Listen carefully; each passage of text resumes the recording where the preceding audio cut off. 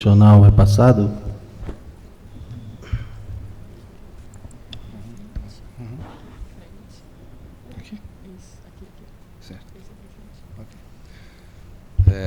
Boa tarde a todos. Mais uma vez, um prazer muito grande poder estar aqui neste evento. Quero agradecer a minha participação, cumprimentar os organizadores e parabenizá-los por 25 anos de sucesso ininterrupto. Com o advento e o aprimoramento de equipamentos e técnicas, nós, hoje, em todos os territórios vasculares, nos questionamos em relação à cirurgia, se ela pertence ao passado ou não, e a isquemia crítica, obviamente, não iria fugir a isso. A revascularização em artérias mais distais, em termos de extremidade, tornozelo e pé, elas são já conhecidas de todos nós há 40 anos. Ainda no final dos anos 80, já se provou, e o Henrico está aqui para nos confirmar, de que havia a possibilidade também de se chegar a artérias do pé para se fazer a revascularização, ramos de artérias para se fazer a revascularização na tentativa de salvamento da extremidade. Todos sabemos também das dificuldades, muitas vezes, porque para que obtenhamos sucesso, nós temos que ter um bom conduto, uma boa artéria para ser sede da anastomose proximal e uma boa artéria para ser sede da anastomose distal. É muito difícil, não é? A gente faz algumas coisas ao longo dos anos e vem observando que cada vez mais a gente consegue melhorar as condições, mas nunca podemos esquecer as complicações intraoperatórias, que não são pequenas, e também das complicações precoces, o que leva e que sempre nos motivou a procurar outras alternativas na tentativa de minimizar essas dificuldades. Embora tenha surgido em 1980 as angioplastias de artérias de membro infrainguinais, elas tiveram um grande aumento seguramente no seu desenvolvimento nos últimos 10 anos, não é? Em função de novas tecnologias, de novos equipamentos e até mesmo do treinamento, do maior treinamento de cirurgiões vasculares e angiorradiologistas. E a gente, evidentemente, vem acompanhando esse progresso com muita satisfação pela possibilidade de conseguirmos resolver os problemas com uma nova alternativa. Mas também na angioplastia nós temos que lembrar da incidência de complicações que não é pequena, especialmente o TASC2 já mostrando uma dificuldade em torno aí de 2 a 17%, em função talvez de equipamentos não bem ainda desenvolvidos e do bom conhecimento de quem realizava os procedimentos. Seguramente de 2007 para cá isso já deve ter tido uma melhora ainda maior. As vantagens que sempre se coloca na angioplastia é justamente o fato de poder ser realizado com anestesia local, em pacientes em geral mais idosos de alto risco, ausência ou um número menor de incisões cirúrgicas, redução do período de hospitalização, menores taxas de complicações e de mortalidade.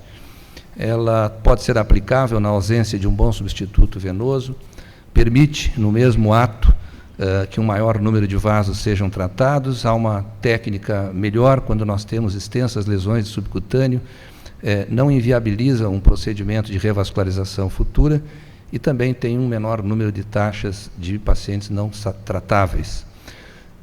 A classificação TASC mostrou que os tipos A, que é uma situação que raramente se vê em isquemia crítica, seria melhor tratado pela angioplastia, o tipo D por tratamento cirúrgico convencional, e os tipos B e C dependeriam muito da experiência de cada cirurgião, ou faria o procedimento de angioplastia, que vem apresentando muito bons resultados, ou não, mas sempre ficou em aberto, não é? Nós temos aqui a publicação Basel, que sempre é citada, eu acho que eu já vi um slide parecido umas 3 vezes no dia de hoje, não é? É clássico, ele tem que ser citado, uma publicação de 2005, onde apenas 62% da doença se localizava no território poplíteo distal e mostrou resultados semelhantes tanto na cirurgia quanto na revascularização,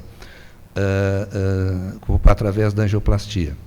Mas o TASC-D, que é a grande discussão, nesta publicação em que 29% dos pacientes eram portadores de TASC-D, ou seja, uma doença muito mais difusa, nós já vamos encontrar que os resultados não são bons para o TASC-D. A gente observa aqui que cai de uma maneira significativa em relação aos tipos A, B e C, o que demonstra, então, a necessidade de nós continuarmos procurando alguma forma de resolver esse problema, se é que queremos aumentar a possibilidade de curar e tratar nossos pacientes.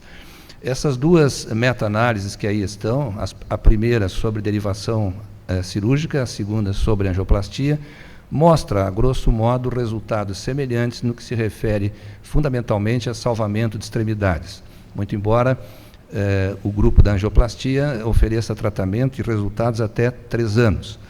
Mas a pergunta ainda fica, e a cirurgia, o que é melhor? Porque esses trabalhos anteriores, eles não mostravam exatamente que tipo de artérias, que tipo de extensão de doença estava sendo tratada. Então, o Peter Lawrence e Chandra enviaram a diversos cirurgiões vasculares que defendem a cirurgia endovascular como primeira opção no tratamento do TASC-D, para que eles apontassem quais situações optariam pela cirurgia aberta, primariamente. E eles encontraram 5 situações, não é? Que seria a primeira, anatomia, quando a doença primariamente se localiza em artéria femoral comum, o que é uma coisa que nós sabemos muitas vezes pela extensão da doença da ilíaca externa à femoral comum, portanto não é uma lesão muito limitada. Hoje pela manhã vimos uma aqui bem limitada, mas isso não é o habitual. Nós analisamos os 50 últimos casos que tratamos, seja por cirurgia, seja por angioplastia no serviço, e encontramos que em 7 havia doença presente na artéria femoral comum, perfazendo 14% do nosso material. Com relação à patologia, acho que é menos importante, só aí é um cisto adventicial da artéria poplítea, que foi tratado recentemente, mas a gente nem sempre vê casos de isquemia crítica nessas condições. Já em pacientes também considerados com infecção extensa ou gangrena no pé, como nós vemos aí, a cirurgia aberta inicial foi indicada como sendo de melhor solução do que a própria angioplastia. Nós encontramos, não é esse caso, 2% do nosso material, um paciente em 50. Com relação à durabilidade, também é muito discutível, porque nós estabelecemos 50 anos de idade como sendo o corte. E no nosso material, 80 dos 50 pacientes tinham idade igual ou inferior a 50 anos. Não é? Então, nesses pacientes, parece que também seria melhor fazer a cirurgia aberta no primeiro momento. E, por último, e me parece que esse é o dado mais importante, estaria relacionado a situações como essa, em que as artérias poplítea infragenicular e ramos que dela emergem estariam todos ocluídos. Nesses casos, existe uma limitada perviedade com altas taxas de falha nas angioplastias, tornando quase inviável o procedimento. E, em relação a esses números, nós encontramos 12 em 50 dos nossos casos, ou seja, 24%. Então, respondendo à pergunta, eu diria que o cirurgião vascular, evidentemente, deve dominar ambas as técnicas, cirúrgica e endovascular. Elas podem ser usadas isoladamente ou associadas. As vantagens da angioplastia apontam para o seu uso maior, para o seu maior emprego ultimamente, mas cerca de 25%, talvez 30% dos casos são melhor tratados inicialmente através da cirurgia convencional, conforme a gente seguiu por esse trabalho aqui apresentado. Eu agradeço, cumprimento mais uma vez a todos e obrigado pela atenção.